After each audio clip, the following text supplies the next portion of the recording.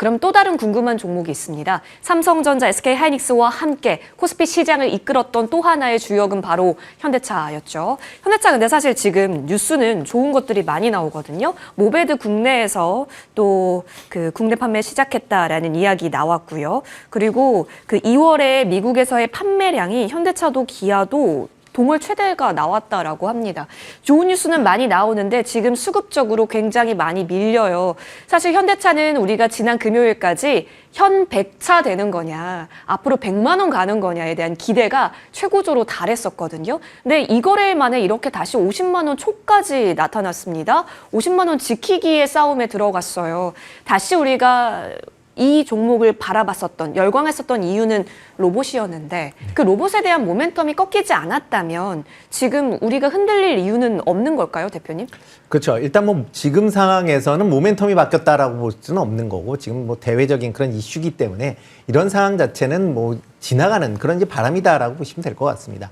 뭐 지금 상황에서는 그렇지만 이제 그런 이슈가 원체 크게 작용을 하고 있기 때문에 국내 시장에서 전반적으로 지금 다 뭐 매도가 세가 나오고 있는 그런 상황이고요. 그러다 보니까 이제 지수도 큰 폭으로 하락을 하는 영향이다라고 보시면 될 것 같습니다.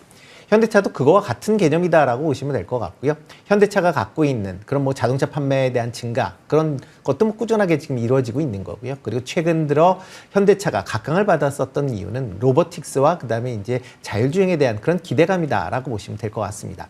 특히 로보틱스 같은 경우에는 지금 뭐 보스턴 다이나믹스가 보여주고 있는 그런 이제 내용을 본다라고 하게 되면 상당히 긍정적으로 볼 수가 있는 거고요. 네. 세계 탑권의 그런 로봇 기술을 보유하고 있기 때문에 여기에 이제 현대차 그룹이 갖고 있는 여러 제조 관련된 그런 이제 공정들을 같이 맞물린다라고 하게 되면 로봇 기술이 다른 회사보다 빠르게 발전할 가능성은 있다라고 보여집니다. 여기에 또 엔비디아와 그다음에 구글과의 또 협력도 이런 이제 휴머노이드형 로봇에 대한 그런 기술 발전을 기대해 볼 수 있다는 측면이 여전히 긍정적으로 볼 수 있는 거고요.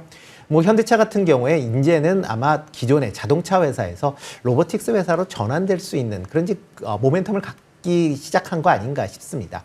그렇다라고 하게 되면 현대차가 지금 PER 기준으로 보면 뭐 12배, 13배 정도 됩니다. 그러니까 그 정도 PER 정도 된다라고 하게 되면 테슬라가 지금 전기차가 아니라 뭐 로보틱스나 자율주행, AI로 해서 지금 200배의 PER을 기록을 하고 있거든요.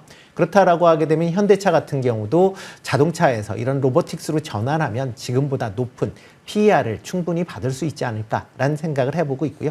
그렇다라고 하게 되면 뭐 단기적이 아니라 중장기적으로 보면 충분히 주가 상승 더 여력이 있다.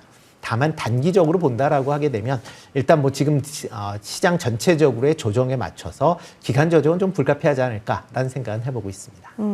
알겠습니다.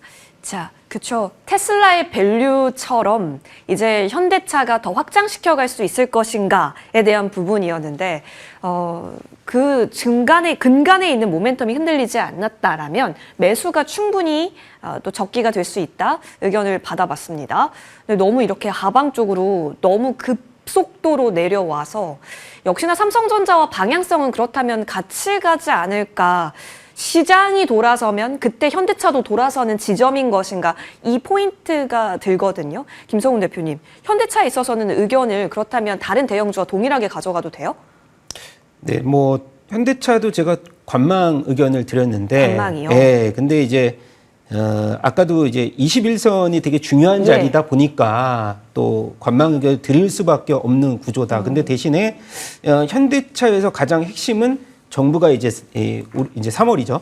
대미투자 특별법에 대한 승인에 가장 크게 또 반응할 것이고, 그리고 현대차가 앞서서 이제 30만 원대 저항대를 1차 상승 랠리로 한 60만 원까지 일단 반등을 크게 줬다가 숨고르기 기간을 일부 보여줬거든요. 2월 달에. 그러면서 이평선이 5일 이평선과 20일 이평선이 수렴을 하면서 한동안의 이제 숨고르기 기간을 거쳤다가 지난주부터 다시 한번 새만금 투자와 관련된 그리고 아틀라스에 대한 이 업그레이드 버전이 시연 영상이 나오면서 또 이 로보틱스와 관련된 뭐 IPO 기대감까지 또 우리가 현대차가 받으면서 68만 원대 구간까지 단기간에 급속도로 좀 상승을 했습니다. 근데 수급 쪽으로 보면 현대차도 마찬가지로 삼성전자와 좀 동일하게 외국인들 수급 공백이 일부 있었거든요. 그래서 개인과 기관들의 매수 공방전에 따라서 반등을 줬기 때문에 좀 부족한 부분은 아마도 현대차 같은 경우도